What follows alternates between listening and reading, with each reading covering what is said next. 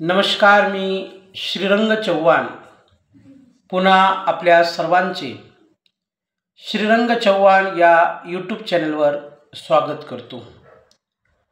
आजचा व्हिडिओ माझा आहे की नेमकं CBSE काय भानगड आहे, व्हॉट इज CBSE। सर्वात महत्त्वाची गोष्ट म्हणजे आपल्याला क्लिअर करावं लागेल, बरेचसे लोक CBSE म्हणतात, CBSE ते CBSE नाही, ते CBSE आहे, शेवटी ई आहे। मग CBSE म्हणजे काय नेमकं, तर central board of secondary education, याचा अर्थ तो केंद्रीय माध्यमिक शाळा, केंद्रीय माध्यमिक शाळा। मग या CBSE ला पण एक इतिहास आहे, CBSE ला पण एक इतिहास आहे, CBSE ची पण एक स्थापना आहे।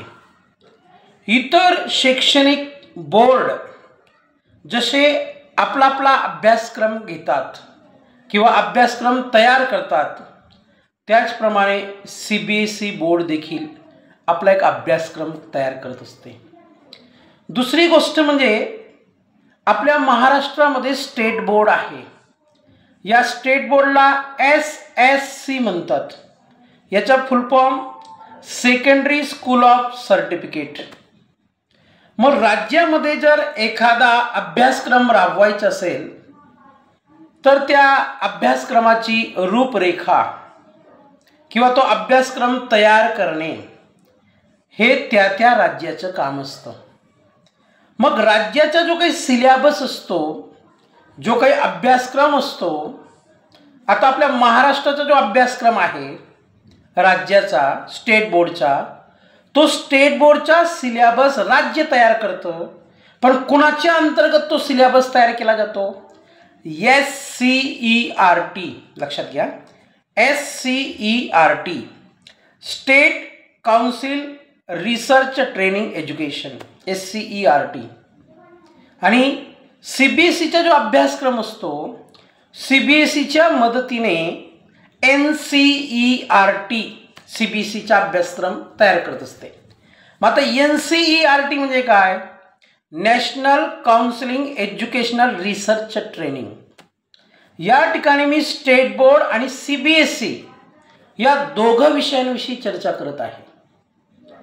मग आता अलीकडे काही दिवसांपूर्वी आपल्या महाराष्ट्रामध्ये सर्व सरकारी शाळांमध्ये, म्हणजे विशेषतः जिल्हा परिषदेच्या शाळा, इयत्ता पहिलीपासून विद्यार्थ्यांना येणाऱ्या नवीन शैक्षणिक वर्षापासून म्हणजे 2025-26 पासून CBSE पॅटर्न असेल।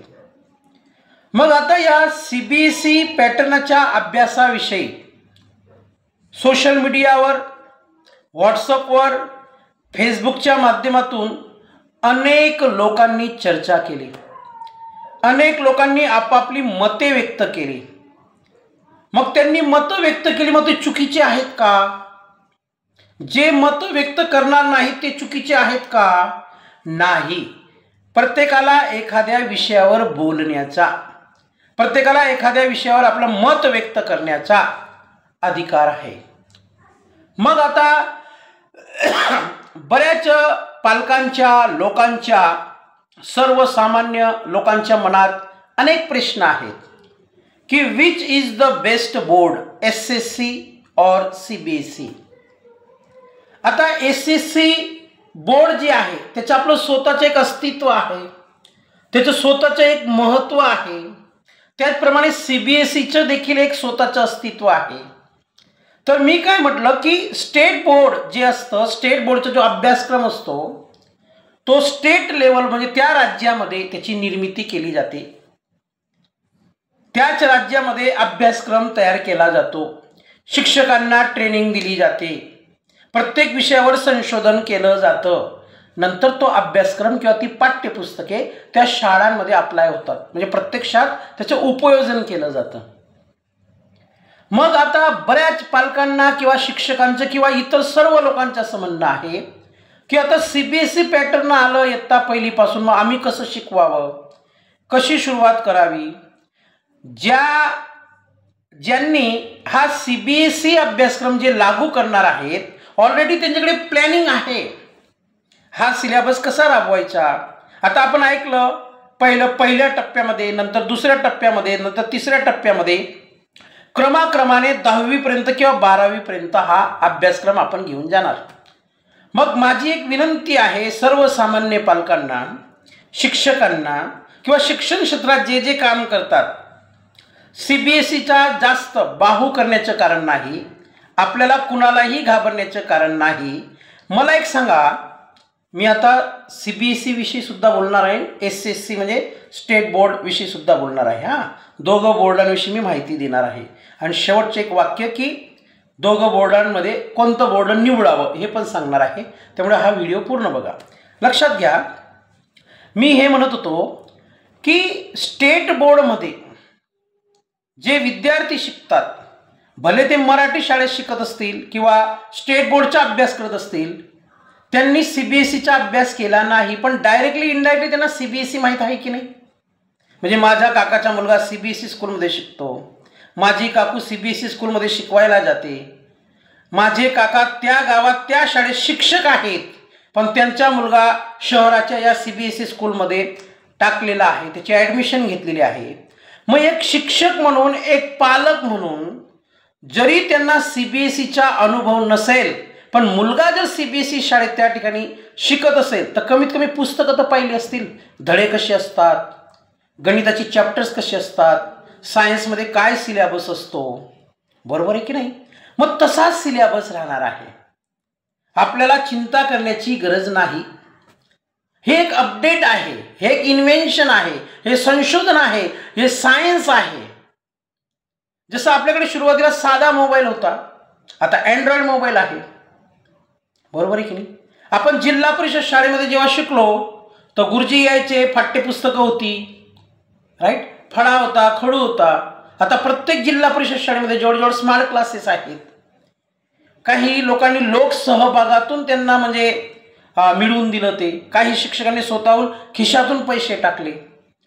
थोडक्यात CBSE बोर्ड असेल किंवा SSC बोर्ड असेल, उद्देश एकच आहे, टू गिव्ह क्वालिटी एज्युकेशन, गुणवत्तापूर्ण शिक्षण. मग मी म्हटलं की स्टेट बोर्ड त्याचा सिलेबस तयार करते, स्टेट बोर्डच त्या स्टेट बोर्डमध्ये शिकणाऱ्या विद्यार्थ्यांची परीक्षा घेते, त्यांचे क्वेश्चन पेपर तेच तयार करतात, अभ्यासक्रम तेच तयार करतात, छोट्या मोठ्या प्रकारच्या परीक्षा तेच घेतात. तर तीच सिस्टम तंतोतंत CBSE मध्ये आहे. पण फरक काय की स्टेट बोर्डचा जो काही सिलेबस असतो तो स्टेट बोर्डचा सिलेबस राज्यापुरता मर्यादित असतो. स्टेट बोर्डचा जो सिलेबस आहे तो राज्यापुरता मर्यादित असतो. मग त्या स्टेट बोर्डच्या सिलेबसमध्ये जवळजवळ माझ्या माहितीनुसार 95% त्या राज्याची माहिती असते आणि जे 5% आहे त्याच्यामध्ये मग इतरत्र माहिती थोडी राष्ट्रीय पातळीवरची. मग याच्यामध्ये इतिहास असेल, भूगोल असेल, नागरिकशास्त्र असेल, बरोबर आहे की नाही, पर्यावरण असेल, मराठी तर कंपल्सरी आपल्या राज्यामध्ये, गणित तर कंपल्सरी आहे आणि हिंदी पण आहे माझ्या माहितीनुसार इयत्ता 5वी पासून पुढे. सांगण्याचा उद्देश असा आहे, कोणतंही बोर्ड हे वाईट नसतं, ते आपल्याला ॲक्सेप्ट करावंच लागेल या 21व्या शतकानुसार, बरोबर. आता CBSE विषयी सांगायचं म्हटलं तर CBSE पण NCERTच्या अंतर्गत आपल्या स्वतःचा सिलेबस तयार करते. मग जसं राज्याचा सिलेबस हा राज्यापुरता मर्यादित असतो, तसं CBSEचा जो काही सिलेबस असतो तो राष्ट्रीय पातळीवरचा असतो, नॅशनल पातळीवरचा असतो, इंटरनॅशनल पातळीवरचा असतो. आणि CBSEचा जो अभ्यासक्रम असतो तो HOTS या कॉन्सेप्टवर तयार केलेला असतो. HOTS म्हणजे काय, HOTS, HOTS, high order thinking skill. म्हणजे CBSEचा सिलेबस विद्यार्थ्यांना विचार करायला भाग पाडतो. तुम्ही जर राज्य सरकारमध्ये म्हणजे SSC बोर्डमध्ये शिकणाऱ्या विद्यार्थ्यांचा जर अभ्यासक्रम पाहिला किंवा क्वेश्चन पेपर पाहिली, प्रश्नपत्रिका पाहिली, त्यांचे प्रश्नपत्रिकेचे स्वरूप स्टेप बाय स्टेप असतं, सोप्या पद्धतीचं असतं, विद्यार्थ्याला सहज समजेल अशा पद्धतीचं असतं. पण CBSE मध्ये जे विद्यार्थ्यांची प्रश्नपत्रिकेचे स्वरूप हे वेगळं असतं. राईट. दुसरी गोष्ट, स्टेट बोर्डमध्ये त्या राज्यानुसार त्या राज्याच्या मातृभाषेमध्ये, लक्षात घ्या बरं का, त्या राज्याच्या मातृभाषेमध्ये अभ्यासक्रम असतो. जसं आपलं महाराष्ट्र राज्य आहे तर SSC बोर्डाचा जो काही सिलेबस आहे तो मराठीमध्ये आहे, पण CBSE बोर्डाचा सिलेबस माझ्या माहितीनुसार किंवा माझ्या अनुभवानुसार इंग्रजी आणि हिंदीमध्ये असतो. राईट. मग विद्यार्थी स्टेट बोर्डमध्ये शिकून त्या राज्यात ज्या काही छोट्या मोठ्या परीक्षा होतात, क्लास वाईज, वर्ग वाईज, त्या परीक्षा विद्यार्थी देत असतो. पण इकडच्या बाजूला CBSE मध्ये शिकणारा विद्यार्थी हा फक्त राज्यासाठी तयार होत नसून अभ्यासक्रमाच्या माध्यमातून हा इंटरनॅशनल लेवलचा विद्यार्थी घडत असतो. आता विद्यार्थी तुम्ही बघा, JEEची जी परीक्षा असते, नीटची परीक्षा असते, NDAची परीक्षा असते, CET असतील, गेट परीक्षा असेल, तर या ज्या काही वेगवेगळ्या परीक्षा आहेत या सगळ्या परीक्षा केंद्र पातळीवरच्या असतात, राष्ट्रीय पातळीवरच्या असतात. UPSCची परीक्षा असेल म्हणजे UPSC परीक्षा असेल, नीटची परीक्षा असेल, JEEची परीक्षा असेल, NDAची परीक्षा असेल, अजून छोट्या मोठ्या ज्या काही परीक्षा तयार असतात, तर या सर्व परीक्षांसाठी विद्यार्थी हा CBSE बोर्डातून तयार केला जातो. दुसरी एक गोष्ट, जसं मी सांगितलं की SSC बोर्डामध्ये त्या राज्याच्या भाषेमध्ये तो अभ्यासक्रम असतो, म्हणून तो अभ्यासक्रम विद्यार्थ्यांना सहज लक्षात येतो. ही एक कॉन्सेप्ट. कारण घरी मराठी बोलली जाते, त्याच्या आजूबाजूच्या परिसरामध्ये मराठी बोलली जाते, येते ना लक्षात. पण CBSE बोर्डाचा जो सिलेबस असतो तो हिंदीमध्ये आणि इंग्रजीमध्ये असतो, जास्त तर इंग्रजीमध्ये असतो. मग तुम्ही म्हणणार की फरक काय असतो अभ्यासक्रमामध्ये? पुन्हा ते सांगतो की राज्याच्या अभ्यासक्रमामध्ये राज्याची माहिती असते, मग तो कोणताही विषय असेल, इतिहास असेल, भूगोल असेल, नागरिकशास्त्र असेल, राज्यशास्त्र असेल, अर्थशास्त्र असेल. पण CBSE बोर्डामध्ये प्रत्येक राज्याचा थोडा थोडा सिलेबस असतो, पण तो केंद्र पातळीवरचा असतो आणि राज्यामध्ये फक्त तो अभ्यासक्रम त्या राज्याशी सीमित असतो. इतकाच फरक असतो. बरोबर. मग त्याच्यानुसार विद्यार्थ्याचं CBSE बोर्डामध्ये ॲडमिशन घेण्याचा एक फायदा लक्षात घ्या, त्याचा सर्वांगीण विकास होतो. CBSE बोर्ड त्या वर्गाच्या परीक्षांव्यतिरिक्त बरेचसे असे प्रोग्राम राबवते जेणेकरून म्हणजे स्किल डेव्हलपमेंट, विद्यार्थ्यांचा कौशल्य विकास कसा होईल, विद्यार्थ्यांच्या पर्सनॅलिटी डेव्हलपमेंट, त्याच्यासाठी काही वर्कशॉप घेता येतील का, त्याच्यासाठी काही सेमिनार घेता येतील का. आणि CBSE मध्ये जे टीचर काम करतात त्या शिक्षकांकडून CBSE कडून त्यांना ट्रेनिंग दिली जाते. जसं आपल्या SSC बोर्डामध्ये राज्य सरकार ट्रेनिंग देत असतं शिक्षकांना. साधं उदाहरण देतो, निपुण Bharat, FLN foundational literacy and numeracy, NEP 2020 नवीन शैक्षणिक धोरण 2020 हे महाराष्ट्रामध्ये चालू आहे की नाही? सध्या आता ट्रेनिंग चालू आहेत की संपले असतील बहुतेक, शेवटचा टप्पा होता, बरोबर आहे की नाही? मग तशा टाइम टू टाइम ट्रेनिंग ही शिक्षकांना दिली जाते आणि देश पातळीवरील, नॅशनल पातळीवरील प्रत्येक छोट्या मोठ्या परीक्षांमध्ये विद्यार्थी कसा तयार होईल या दृष्टीने प्रयत्न केला जातो. अजून एक CBSEच्या बाबतीत सांगतो मी तुम्हाला माहित असेल तरी आपण विषय तो घेतलेला आहे म्हणून सांगत आहे मी.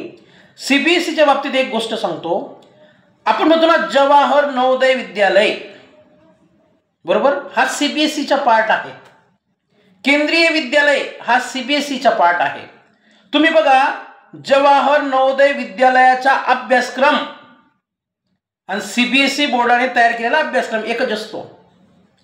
केंद्रीय विद्यालयाचा अभ्यासक्रम आणि CBSE बोर्डाने तयार केलेला अभ्यासक्रम हा एकच असतो. फक्त नवोदय विद्यालयामध्ये किंवा केंद्रीय विद्यालयामध्ये अशा अनेक भाषा असतात की त्या भाषा निवडण्याचा एक ऑप्शनल विषय म्हणून सर्व अधिकार हा विद्यार्थ्याला असतो. तुम्ही बघा, आपलं राज्य सोडून इतर राज्यांमध्ये जा, नवोदय विद्यालयांमध्ये चौकशी करा, आपला मराठी विषय आहे तिथं. गर्वाची गोष्ट आहे, अभिमानाची गोष्ट आहे. राईट. कुणी हिंदी घेतं, कुणी IT घेतं, कुणी पर्सनॅलिटी डेव्हलपमेंटचा विषय घेतो, कोणी स्किल डेव्हलपमेंटचा विषय घेतो. राईट. कोणी AI विषय घेतो. आता सध्या चालू आहे ट्रेंड AIचा, आर्टिफिशियल इंटेलिजन्स. पण तशी सुविधा ही स्टेट बोर्डमध्ये नसते. याच्यामध्ये विषय हे फिक्स असतात की ह्या विषयांचा अभ्यास करायचा आहे, एवढ्या महिन्यात तयारी करायची आहे, ह्या महिन्यात परीक्षा होणार आहे. म्हणून या विज्ञानाच्या युगामध्ये 21व्या शतकामध्ये विद्यार्थ्यांमध्ये सर्वांगीण बदल झाला पाहिजे, सर्वांगीण परिवर्तन झालं पाहिजे. त्या दृष्टीने इयत्ता पहिलीपासून हा CBSE अभ्यासक्रम लागू केला आहे. दुसरी एक शंका अशी आहे माझी वैयक्तिक, की जेव्हा हा सिलेबस आपल्या स्टेट बोर्डमध्ये SSC बोर्डामध्ये लावला जाईल, म्हणजे लागू केला समजा नवीन शैक्षणिक म्हणजे या शैक्षणिक सत्रापासून, तर मराठी सोडून, लक्षात घ्या बरं का, मराठी हा विषय सोडून इतर विषय इंग्रजीमध्ये राहणार आहेत का? कारण की CBSEची जर पुस्तकं तुम्ही पाहिली, CBSEचा अभ्यासक्रम जर तुम्ही पाहिला, लक्षात घ्या बरं का, हिंदी हा विषय सोडून, संस्कृत हा विषय सोडून, each and every subject is in the form of, in the language of English itself. इंग्रजीमध्ये तो अभ्यासक्रम, मग तो सायन्स असेल, इंग्रजी असेल, पॉलिटिकल सायन्स असेल, इकॉनॉमिक असेल, इन्व्हायरमेंटल स्टडीज असेल म्हणजे पर्यावरणशास्त्र, all subjects are in English. मग जरी आपल्याला स्टेट बोर्डमध्ये किंवा SSC बोर्डामध्ये इयत्ता पहिलीपासून CBSE बोर्ड म्हणजे CBSE pattern, right, CBSE pattern. आता पॅटर्न काय असतं आणि त्याच्याशी अजून संलग्न काय असतं ते पण सांगणार आहे मी तुम्हाला बरं का. तर तो जो सिलेबस आहे तो मराठीत राहणार आहे का? मग मराठीत जर राहिला, भले देश पातळीवरील, नॅशनल पातळीवरील किंवा इंटरनॅशनल पातळीवरील सिलेबस जर त्याच्यामध्ये ते इन्क्लूड करणार आहेत, पण तो सिलेबस जर मातृभाषेतून असला, सुरुवातीपासूनच म्हणतात ना, well begun is half done, आजची सुरुवात म्हणजे आधा काम, तर विद्यार्थ्यांना समजेल. पण तोच अभ्यासक्रम, लक्षात घ्या बरं का, तोच अभ्यासक्रम जर इंग्लिशमधून लागू केला आणि एक विषय मराठी ठेवला, तर विद्यार्थ्यांची सुरुवातीपासून चांगली सुरुवात होणार आहे का? त्याची फलश्रुती होणार आहे का?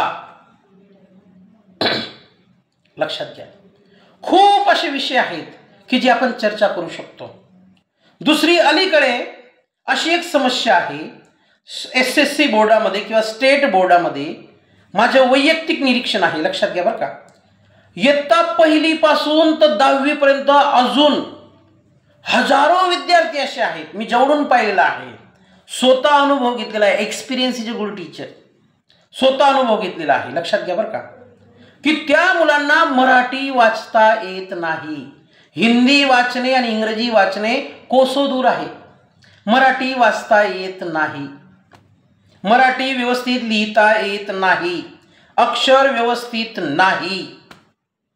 मग मला एक सांगा, स्टेट बोर्ड असो म्हणजे SSC बोर्ड असो का CBSE बोर्ड असो, ॲज अ टीचर माझ्या काय अपेक्षा आहेत? लक्षात घ्या, बोर्ड कोणतंही असू द्या, आपलं दुमत नाही, काळानुसार त्या बोर्डमध्ये बदल झाला पाहिजे, दुमत नाही आपलं, लक्षात घ्या. मुलांना मराठी वाचता यायला पाहिजे. महाराष्ट्राचा विद्यार्थी ना तो, त्याला 100% मराठी वाचता यायला पाहिजे. इयत्ता पहिलीपासून नाही, पहिली, दुसरी, तिसरी पासून तरी मुलाला मराठी वाचता यायला पाहिजे, बरोबर. त्याला श्रवण, भाषण, लेखन आणि वाचन म्हणजे 4ही कौशल्य त्याचे विकसित झाली पाहिजेत.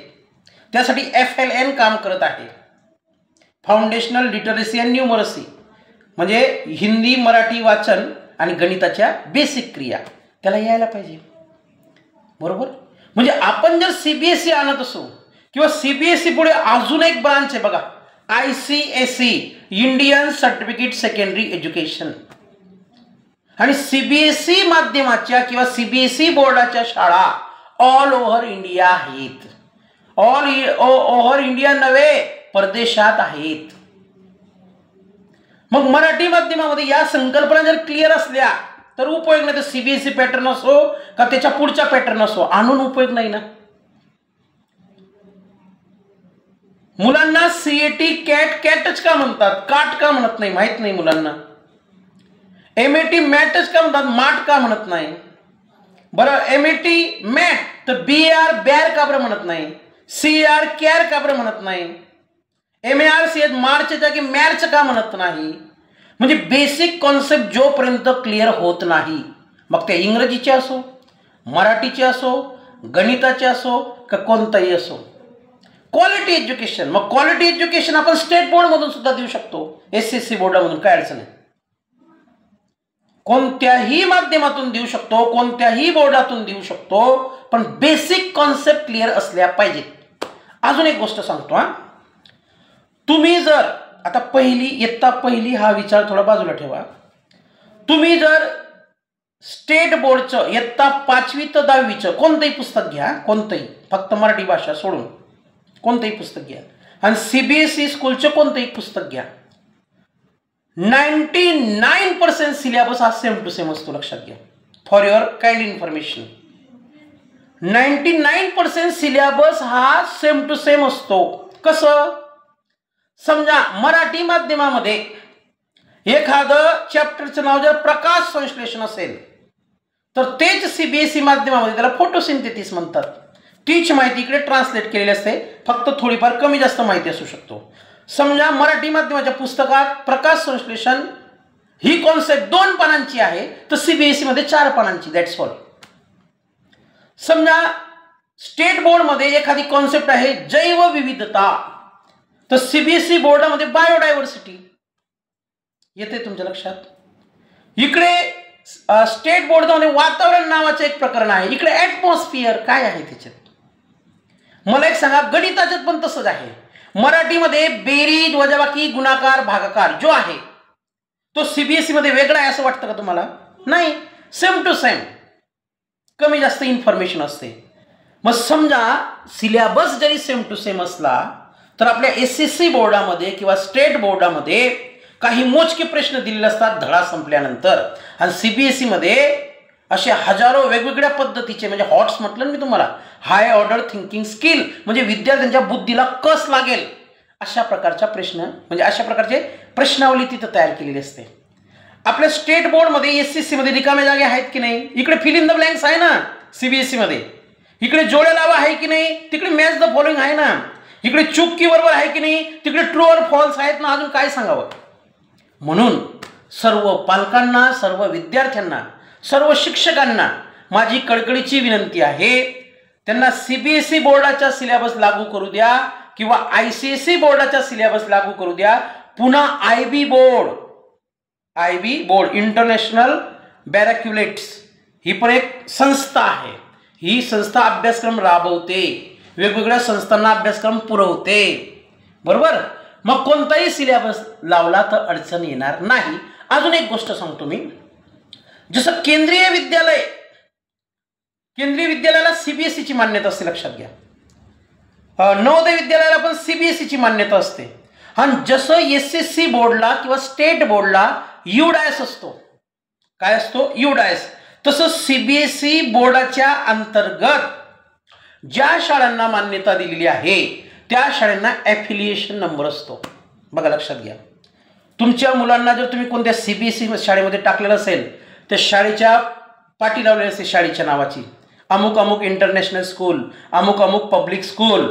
तिथं बघा तुम्ही ॲफिलिएशन नंबर दिलेला असतो, राईट. किंवा पेपरामध्ये ते जाहिरात देतात, टीचर्स रिक्वायरमेंट, वरती त्या शाळेचे नाव असताना ॲफिलिएशन नंबर असतो. बघा, आपल्याला जसा UDAS असतो का, तसं त्यांना ॲफिलिएशन नंबर असतो. बाकी काही बदल नाही, काही नाही. फक्त सिलेबस कमी जास्त असतो. सिलेबसची जी काही लेवल असते ना, ती कमी जास्त असू शकते. प्रश्नावलीची संख्या कमी जास्त असू शकते. बाकी नवीन काहीच नाही. आता महाराष्ट्रामध्ये असे हजारो पालक आहेत, हजारो सर्वसामान्य लोक आहेत, हजारो शिक्षक आहेत की ते जिल्हा परिषद शाळेमध्ये किंवा एखाद्या संस्थेवर शिक्षक म्हणून काम करतात, आणि त्यांची मुलं त्यांनी CBSE ला ॲडमिशन घेतलेली असते. मग ते परिचित आहेत ना व्हॉट इज CBSE. त्यांना मीटिंगमध्ये बोलवलं जातं, त्यांना छोट्या मोठ्या कार्यक्रमामध्ये बोलवलं जातं CBSE स्कूलमध्ये. म्हणजे CBSE ही कॉन्सेप्ट आपण जरी प्रत्यक्षात त्याच्यात काय असतो किंवा काय असते हे शिकलेलो नसलो तरी आपण नाव ऐकून आहेत की नाही. बघा ना, प्रत्येक गावामधून, छोट्या गावांमधून, मोठमोठ्या शहरांमधून दररोज अशा हजारो गाड्या भरून जातात ना. कुठे हो तुमचा मुलगा? अमुक अमुक CBSE स्कूलमध्ये टाकलेला. हो, काय इंग्लिश बोलतात हो तिथं. काय शिकवलं जातं हो तिथं, काय अभ्यासक्रम आहे हो तिथं. मग आपण तिथं ॲडमिशन का घेतो CBSE मध्ये, की माझा माझी मुलगी किंवा माझा मुलगा भविष्यात टिकला पाहिजे, भविष्यात येणाऱ्या अडचणींना तो सामोरे गेला पाहिजे, आव्हानांना सामोरे गेला पाहिजे. मग आता या ठिकाणी प्रश्न असा निर्माण होतो, बऱ्याचशा गोष्टी मी स्टेट बोर्ड विषयी बोललो, बऱ्याचशा गोष्टी मी CBSE विषयी बोललो, आणि पहिलाच प्रश्न मी बोलताना सुरू केला होता प्रस्तावनेमध्ये, which is the best syllabus किंवा which is the best board. तर प्रत्येक पालकाने आपापल्या इच्छेनुसार कोणत्या बोर्डमध्ये शिकवावं, आपल्या पाल्याची ॲडमिशन कोणत्या बोर्डमध्ये घ्यावी, हा सर्वा अधिकार हा त्या पालकांचा आहे. राईट. दुसरी गोष्ट, अलीकडे 15 ते 20 वर्षापासून आपण असं बघत आहोत. आता मी जिल्हा परिषद शाळेमध्ये शिकलो, लक्षात घ्या बरं का, मी जिल्हा परिषद शाळेमध्ये शिकलो म्हणून मी एवढं बोलू शकलो, म्हणजे ही ॲबिलिटी माझ्यामध्ये ज्याने दिली का, ही जिल्हा परिषद शाळेची देणगी आहे, लक्षात घ्या. आज जे काही शिक्षक आहेत, तहसीलदार आहेत, कलेक्टर आहेत, प्रांत आहेत, पोलीस डिपार्टमेंटला छोट्या मोठ्या पदावर काम करत आहेत, IT क्षेत्रामध्ये काम करत आहेत, इंजिनिअरिंग क्षेत्रामध्ये काम करत आहेत, मेडिकल क्षेत्रामध्ये काम करत आहेत, MPSC UPSC स्पर्धा परीक्षा देऊन छोट्या मोठ्या पदावर काम करत आहेत. आजच्या काळामध्ये महाराष्ट्राच्या दृष्टीने ही जिल्हा परिषद शाळेची देणगी आहे. येते लक्षात. मग जर मी असं म्हणेन की स्टेट बोर्डचा सिलेबस कमी प्रतीचा आहे, म्हणजे SSC बोर्डचा, CBSEचा सिलेबस हा उत्कृष्ट आहे, असं नाही. प्रत्येक सिलेबसचं आपलं आपलं एक महत्त्व आहे, प्रत्येक बोर्डाचं आपलं आपलं एक महत्त्व आहे. तुम्ही आज पण बघा, जिल्हा परिषद शाळेमध्ये जो विद्यार्थी शिकतो का, अष्टपैलू व्यक्तिमत्व आहे बघा, ते मुलं अष्टपैलू व्यक्तिमत्व आहे. म्हणजे आपल्या मातृभाषेतून, मातृभाषा एक प्रकारे आपली आई असते, लक्षात घ्या, आणि इंग्रजी ही आपली मावशी आहे. म्हणून माय जितकं प्रेम करते का तितकं मावशी करत नाही, आणि मावशीने जरी प्रेम केलं तर ती तिच्या मुलावर करते, आपल्या मुलावर म्हणजे बहिणीच्या मुलावर करत नाही. म्हणून मला असं म्हणायचं आहे, CBSE पॅटर्न असेल, राईट, ICSE पॅटर्न असेल, IB पॅटर्न असेल, अजून काय कोणते पॅटर्न असतील, चिंता करू नका. जसा हा सिलेबस लागू होईल, प्रत्यक्षात त्याची पाठ्यपुस्तकं शिक्षकांच्या हातात येतील, तर त्यांना योग्य ती ट्रेनिंग देण्याचे नियोजन आहे त्यांचं. आणि मला एक सांगा, ज्या ज्या शिक्षकांनी 10-10, 15-15, 20-20 वर्ष सर्व्हिस झाली, मला नाही वाटत तर there is no need to have training for them. पण तरी सुद्धा nobody is perfect in this world. या जगात कुणीच परिपूर्ण नाही. अपडेट व्हायचं असेल तर ट्रेनिंग देतील, त्या ट्रेनिंगनुसार आपण शिकवावं. 2, 4, 5, 6 महिने, एखादा वर्ष त्रास होईल, एकदा का सवय लागली तर ॲटोमॅटिक आपण शिकू शकतो. Practice makes man perfect. Right. तर इथं SSC बोर्डाला कमी लेखून चालणार नाही किंवा CBSE बोर्डाला कमी लेखून चालणार नाही. काळाच्या ओघात, स्पर्धेच्या युगात, तंत्रज्ञानाच्या युगात, इंटरनेटच्या किंवा गुगलच्या युगात आपल्याला जर टिकायचं असेल तर प्रत्येक गोष्टीला पालकांनी सामोरे जावं. सगळ्या गोष्टी व्यवस्थित होत असतात. राईट. पेशन्स ठेवलं पाहिजे आपण. आता सोशल मीडियावर कोणी एका बाजूने बोलतं, कोणी दुसऱ्या बाजूने बोलतं, कोणी CBSEच्या विरोधात बोलतं, कोणी स्टेट बोर्डच्या विरोधात बोलतं. असं काही नाही. Be ready. राईट. आपलं छोटंसं घर असतं बघा, लक्षात घ्या, आणि आपण घर बांधायला काढतो. मग आपल्याकडे घर बांधायला जेव्हा काढतो तेव्हा पैसे असतात असंच नाही, तर डेअरिंग करतो की नाही आपण साधा मोबाईल वापरत होतो बटनांचा, आपल्याला काहीच समजत नव्हतं. अँड्रॉइड मोबाईल आला, वापरू लागलो आपण, है ना. तर सर्व काही व्यवस्थित होईल. Don't worry, be happy. तर हा व्हिडिओ आपल्याला कसा वाटला, याला लाईक करा, शेअर करा, सबस्क्राईब करा आणि जास्तीत जास्त लोकांपर्यंत शेअर करा. धन्यवाद. थँक्यू.